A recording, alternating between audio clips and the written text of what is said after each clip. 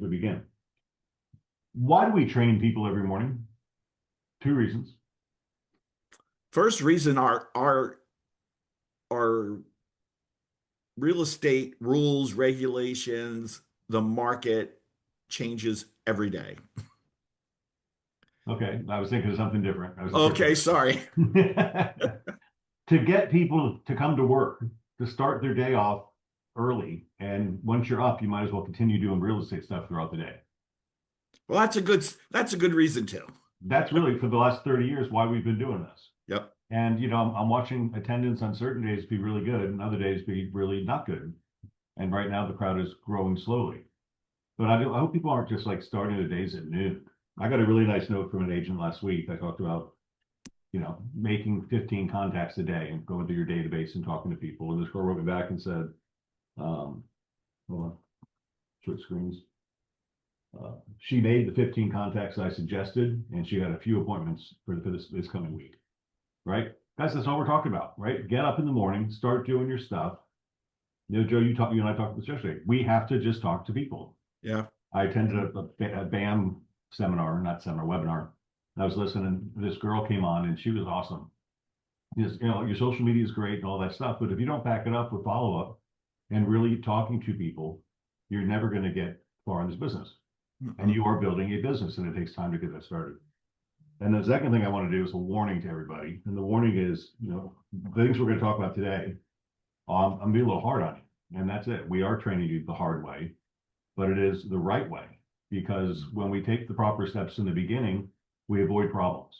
Yeah. And that protects us, me, the brokerage, you, the agent, and our consumers when we take the steps to do things right. So yes, it's a little extra effort in the beginning, but the problem is the three situations we're going to talk about today. These agents are nervous. They're afraid they did something wrong. They're afraid the customer's going to get damaged, and it really ruins your day, or worse, right? Most of these problems are not that big, but they can be prevented, right? Sometimes it's just a matter, we do have hectic days, and sometimes you just gotta stop, take a breath. Like sometimes I say walk around the building once and come back and clear your mind and handle it. Sometimes we can get bombarded. You're the same way I am, Craig. You can sit there and no one calls you for an hour, and then you have an hour where 15 calls come through. Right. So that's our business, and we just got to be, just take our time and make sure we do it the right way. Okay, and sometimes slowing down and thinking it through rather than getting it done fast is a better way to go. And one thing I want to say also, some of us are being too nice to the consumer and giving them too much power. The reason they hired you is because you're the expert, and rather they want you to cut corners and move quickly, and that creates problems.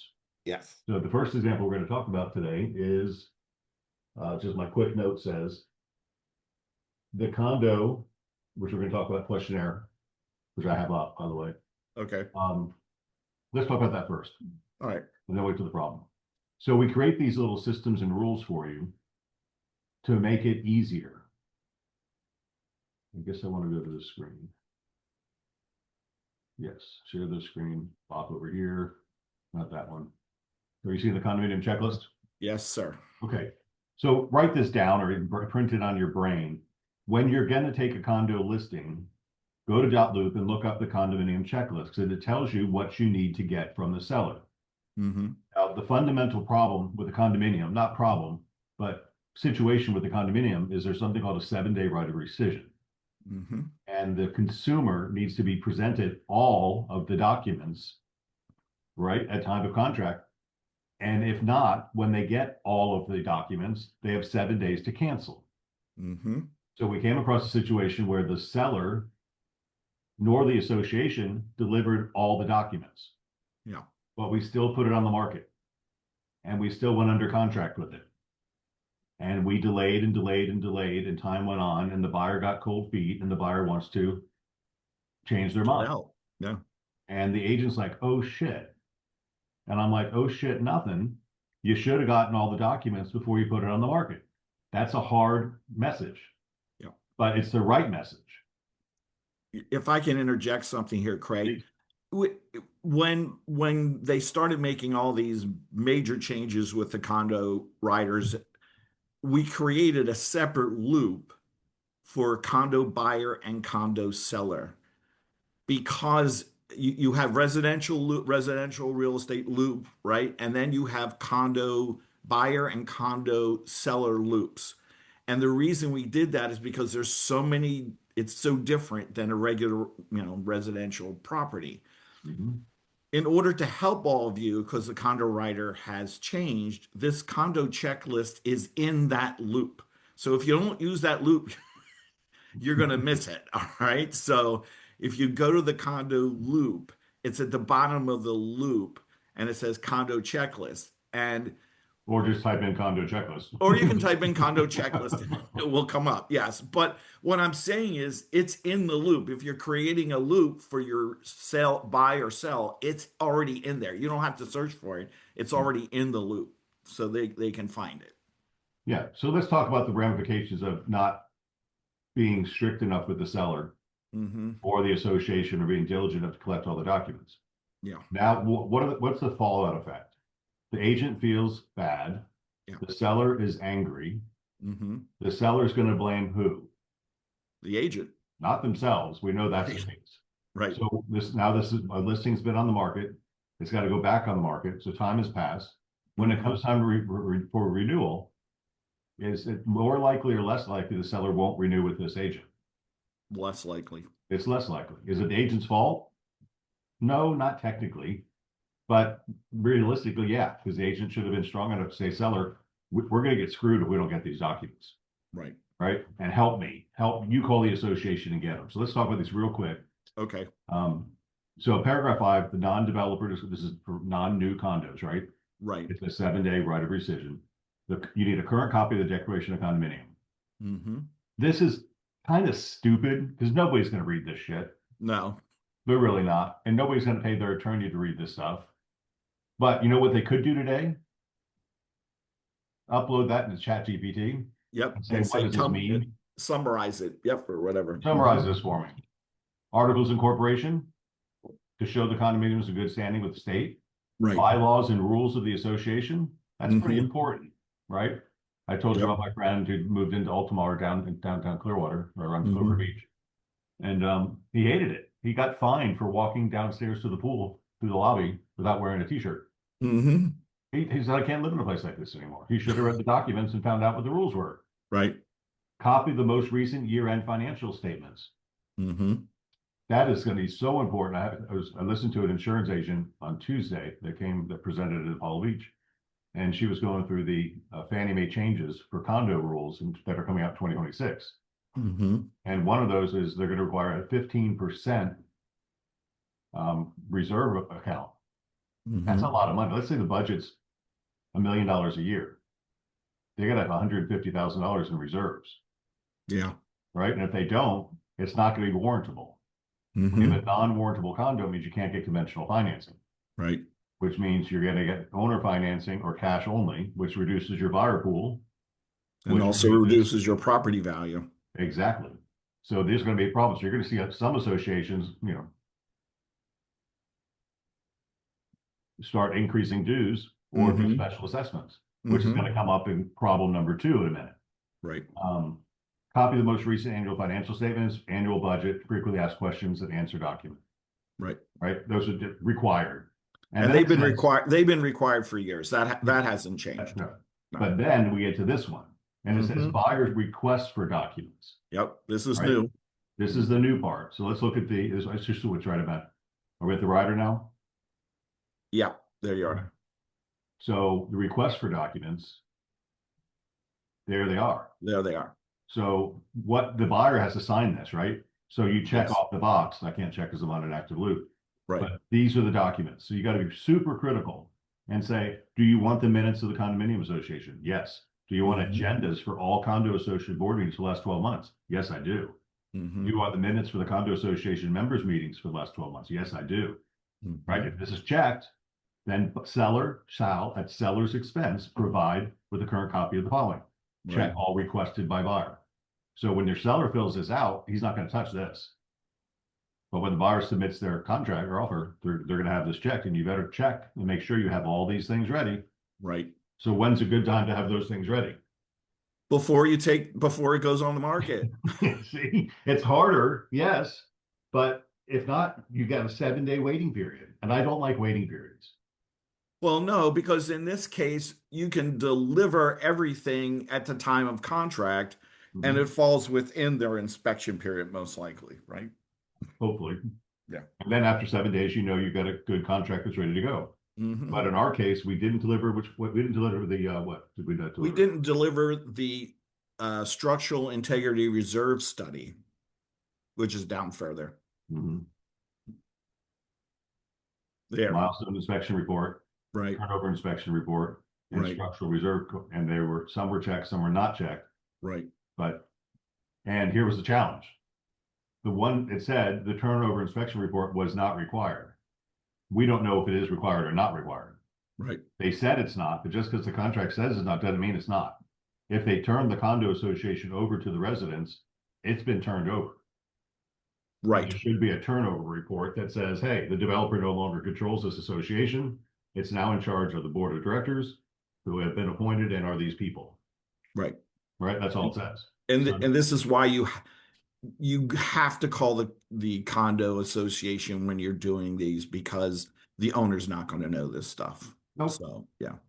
And going forward, the condo association board is going to have training and know what these requirements are. Hmm.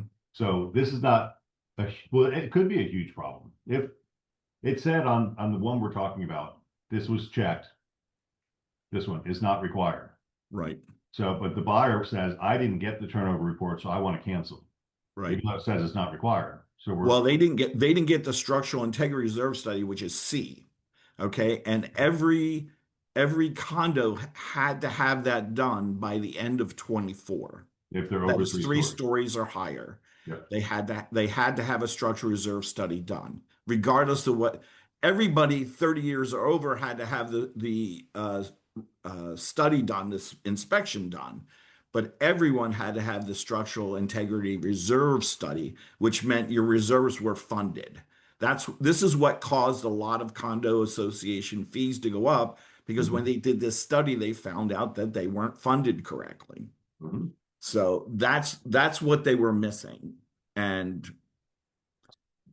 the condominium did not send it over. So anyway, So now we've got a problem with the seller's going to be pissed. Buyer gets out of the contract, gets his money back. Nothing we can mhm, do. Agent's right. got a little bling, or, blood. What do you call it? Little, Ding on their yeah, career, on their reputation. yeah, They'll get over it. It's a really good agent. I'm not too concerned about that. They have a great no, relationship with their customers. But lesson learned for you guys. That's why I like these type of classes. You can learn through the mishaps of other people, so you don't hmm, fall in that same situation. All right, right, let's go to number two because we're right, going to time longer than I thought. right.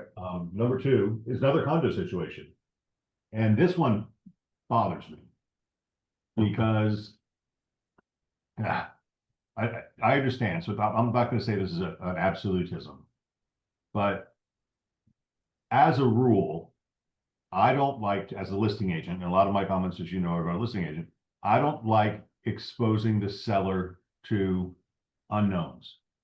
So in Hmm. this situation, the seller said there are no special assessments coming. Hmm. Okay. So the buyer's agent did what the buyer's agent should do. They checked, um, do, do, do, do, They checked the minutes. yeah, they did check the minutes, and the minutes didn't say anything. Hmm. Our agents got access to the seller's portal, went through and read all the minutes. It says nothing about it. But Paragraph 6. you're so good. Um, wait, no. What do you want? I want to see where it says buyer pays all assessments. Oh, I'm sorry. I'm sorry. That would be up further. I'm sorry. Yep. Right here. There. Right. ri- Uh, Oh, that's not further. keep going. Right. Periodic assessment. and then fines, specials. Here you Here go. it is. If There it is. condominium associate has levied any special or additional assessments as of the effective date, then check one, buyer, or check the other, seller shall pay all such assessments in full prior to closing. Mm-hmm. Okay, so the situation was, and I respect the situation, it's a tough condo market in this area, Mm-hmm. and the buyer requested this. It's a good offer. It's been on the market for 500 days, so they're kind of desperate for a sale, Right. and they didn't want to counter this term. Right. So I would have countered this term. I would have Yeah. said buyer shall pay. If as of the effective date, there's been no assessments levied, it would make sense to me that if they levied a new assessment, who's going to benefit from that assessment? The buyer. The buyer. So why would the seller pay the Mm-hmm. assessment for the benefit of the buyer when they didn't know about it? Had I known prior to closing, prior to selling the contract, signing the contract, we could talk about it. But I didn't know. I would Right. have negotiated a higher price because you're buying a building that has better, more value. Right.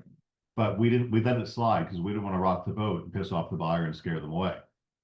Lo and behold, the seller gets something in the mail, a coupon book with two special assessments levied that they got to start paying, one before closing and one after closing. All right. The contract is pretty clear. Yeah. Seller shall pay all such assessments in full prior to or at closing. So this ends, there's two $5,000 assessments in this case. So it's $10,000. So I think it's really important that you guys read these addendums, and anywhere there's a check mark, pay special attention and see what it means. Mm-hmm. Because these agents are really worried now. The seller's on the hook. And guess what my advice was? The seller says, I'm not paying it. And I said, what do you think I said? Well, the Uh, seller too. I think Mr. Agent, you may be helping to pay for it.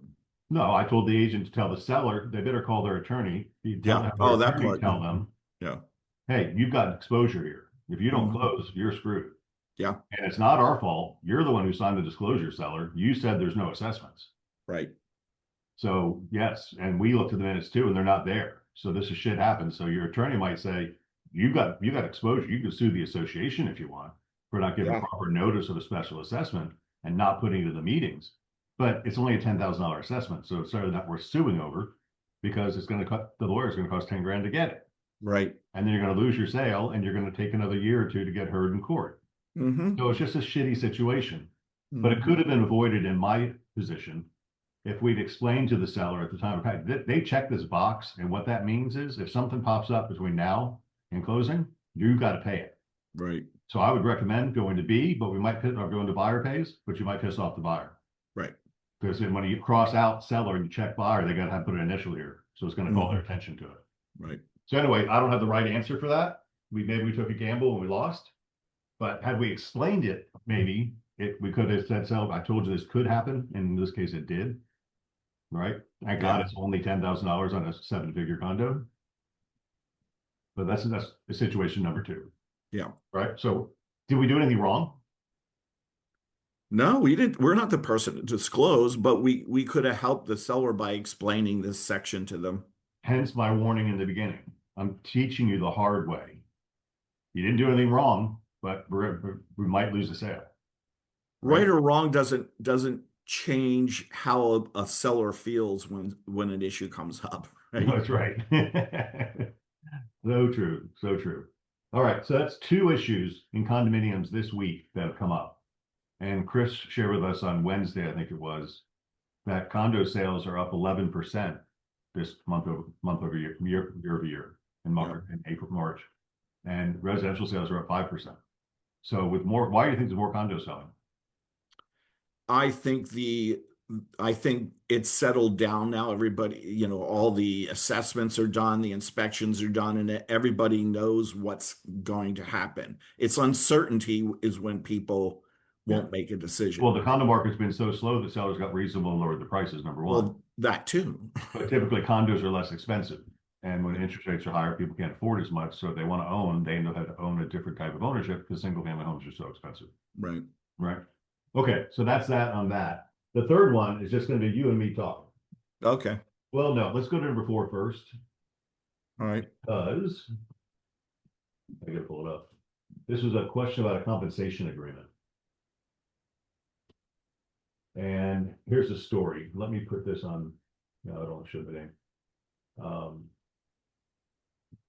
I have a listing. We're under contract previously, and the buyer had to cancel because of financing. This is a quagmire.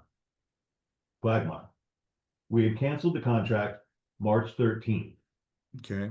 The same buyer is now coming back, and the lender is saying he is now good to close. Do we trust this buyer or not trust this buyer? Gets better. I would say, is it a different lender or is it the same Same lender. lender? Yeah, You same know, lender said he can't qualify. Now he can't qualify. now he can. Okay. Well, I would want to know what changed It personally. gets worse. The buyer is a licensed agent and is Okay. representing himself now. Interesting. Hmm. Previously, he had another agent in his office representing him. In Okay. his office representing him. I didn't read that part before. Okay. My sellers are not sure if they want to take the offer, but I was wondering about the compensation agreement that was previously signed. Interesting. If the seller does take this offer, are they able to negotiate the compensation, or are they held to that 2.5%? The term of the language is a little confusing with the last portion. This compensation agreement takes effect when a fully, as she's quoting now, the compensation agreement takes effect when a fully executed copy has been delivered to all parties to this agreement and will remain in effect for blank 30 days if left blank. If no, in no event shall the term extend past the termination date of the seller's broker's current listing of the property, including extensions. And that goes on to say, upon full execution of a contract for sale and purchase by a buyer of the property procured by the buyer's broker, the term will automatically extend through the date of the actual closing date of the purchase agreement. So it is ambiguous, right? It is. But who's the compensation agreement between?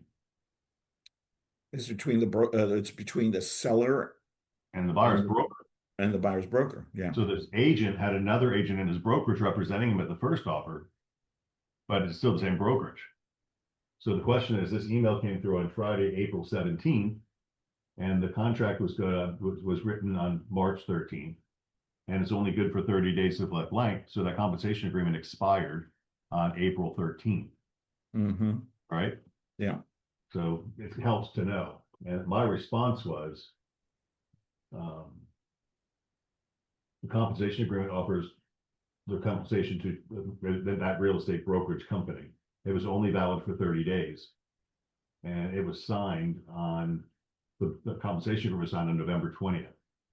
So the contract expired. Yeah. And extended past the expiration. It sounds like there's another broker now. So unless the seller signs a compensation with the new broker, the fee is negotiable. The compensation agreement died with that offer. So I probably made a mistake there because I thought it was a different brokerage. It was just a different agent within the same brokerage. Yeah. So be careful when you have a seller signing a compensation agreement, and do your best to shorten it to make its only they're extended for the term of the contract. So don't let the compensation agreement extend past the end of the contract. Right. And then if you get a new offer, make sure you're clear that you don't have something on the hook with another agent. Mm-hmm.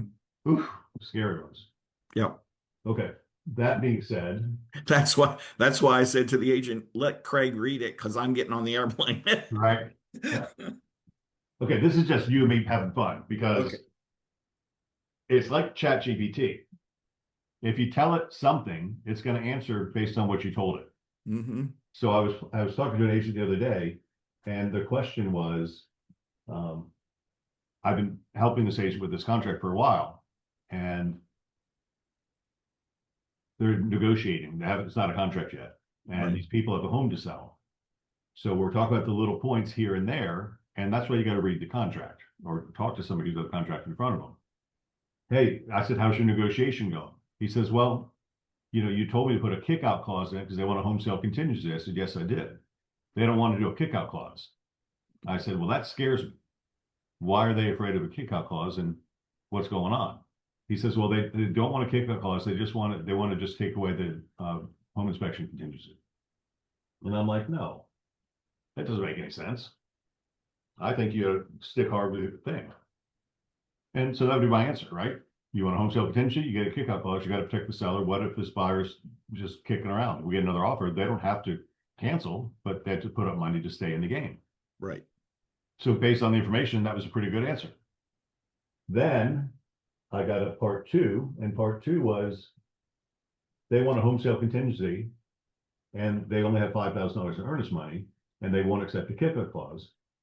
Then it comes out, which if I'd had the home sale contingency, the home is already under contract and it's set to close in 35 days.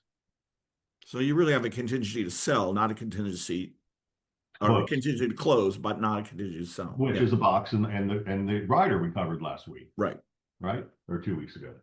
So my point of this whole discussion is, just the facts, but all the facts, right? So when you pose the question, hey, these buyers don't want the kickout clause, I'm just going to go automatically, well, sorry, I'm not taking my house off the market. How long is that's what prompted me to ask the next question. And you and I talked about this yesterday. Mm-hmm. So you guys ask us a question and the answer is it depends. Yeah. Right? So you got to tell me more. There's not always a yes or no answer. That's right.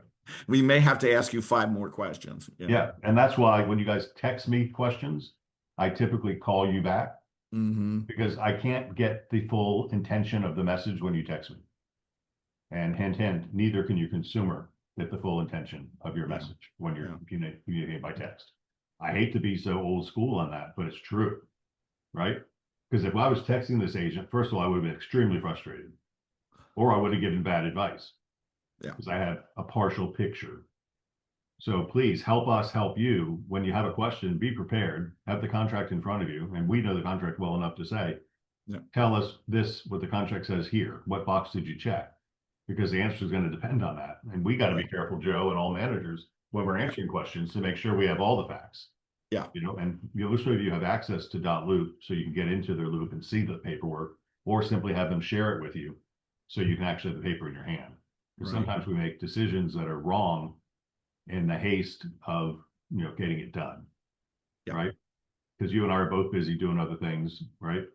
And here's a question, got to answer it. Okay, there's your answer. Oh, I didn't know you checked seller box. Why did you check seller box? Well, the reason was because we've been on the market for 500 days. We don't piss off the buyer. Okay, so how do you handle that? And the seller did his research and couldn't find any special assessments, so they thought they were checking the box okay, right? Yeah. I mean, so interesting. I love these topics because it sharpens us too. Yeah. And if we get sharper, you get sharper. We learn these messages. So when in doubt, call one of us.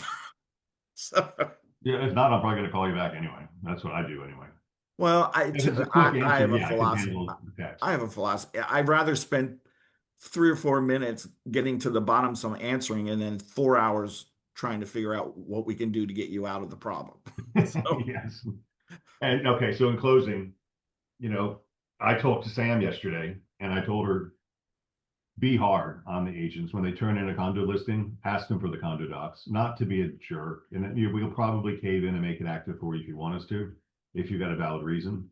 But I've asked her to check and remind you, hey, before you go live, it's a better idea to get all these documents. And that, Sam, is the condo questionnaire or condo checklist that Joe put together that tells you what they need. I mean, that is the compliance police. Yes. So you've been deputized, Sam. And now it's public knowledge that I have asked you to protect the brokerage and the agent by keeping these things from happening. And I made that when we developed that condo checklist, I did it so that you could literally hand that to a seller and say, I need all these documents. Please start gathering these on your first presentation. Show them how thorough you are in your research. And every condominium is a little bit. Every condominium. Yeah. Put her deputy hat on.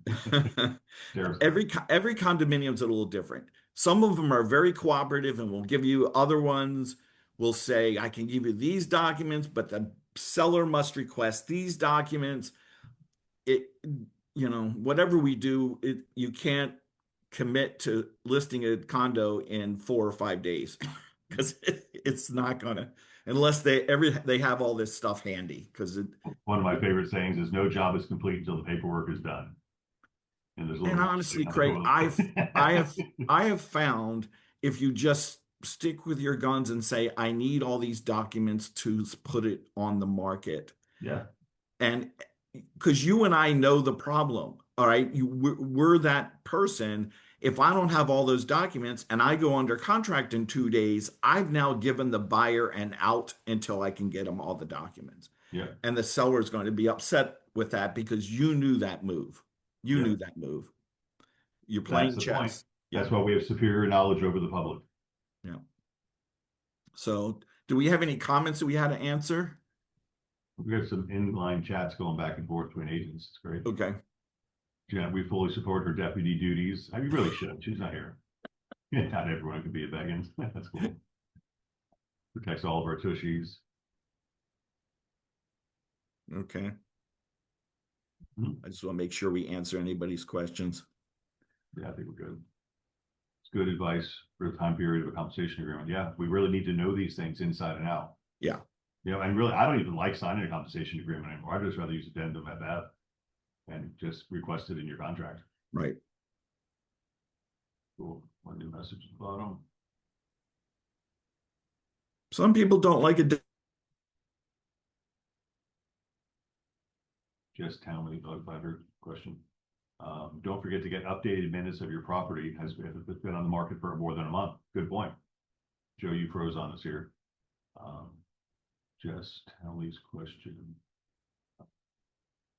She said, Lauren, how can they argue something that is a choice and say it's wrong? They can counter, but if you check that box, it was right for you and the seller, and they just didn't like it. Yeah, it's all negotiation.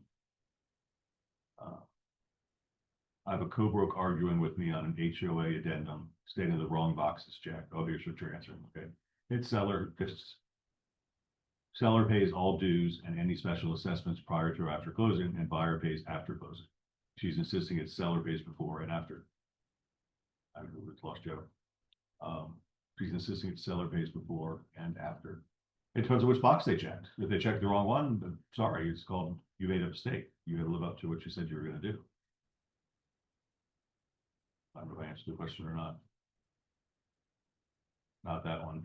there's a lot of chats that could be there at the top, so Oliver.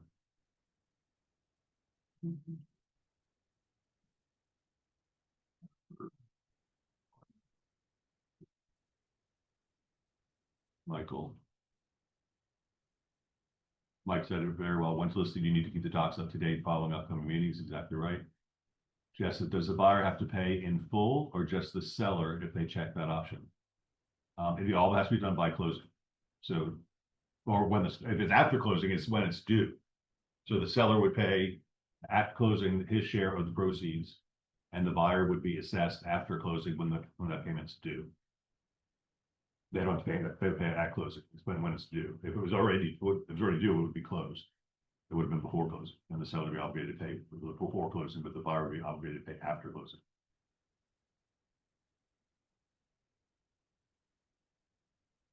On the listing agent, only worked with one buyer since these new FF and GG came out. And we did a good class on FS and GG just last week, so go back and look at that, Colleen. Last Friday, Vanyer, in case you missed it this week, that Angela sent out, where you can find it from Rutgers University. Okay. Oh, you're in the class, good. I don't like GG either. I just go with FF on most every occasion. Why make a contract subject to getting a compensation agreement? Just ask for your compensation contract. All righty, we're a little bit over. Happy Friday, everybody. Let's get more contracts this week. This week is a slow week and shouldn't have been. I don't know why. It's been beautiful out. Buyers are town, things are going on. So I think we should have a rush coming our way.